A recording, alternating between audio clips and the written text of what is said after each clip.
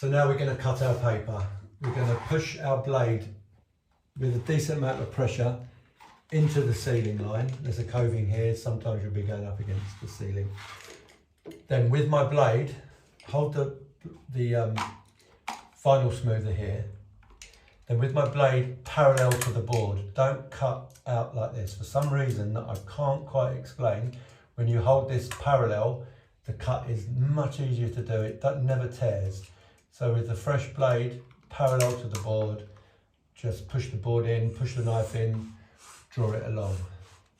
Now you'll get so far along here, because of the walls in my way, I've got to come back from that way now. So I'll push this into the corner, push my knife into the corner, draw the knife along that way.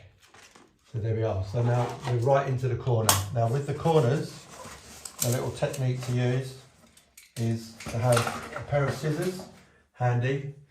Just pull this away and make your final cut with a pair of scissors.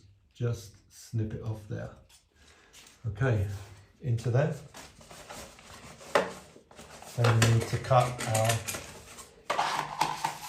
vertical line down the wall. Again, push my blade in, knife parallel to the board. Start off, be firm, push that in nice and hard. Move it slowly at first, and get quicker as you come down, as you get more confident.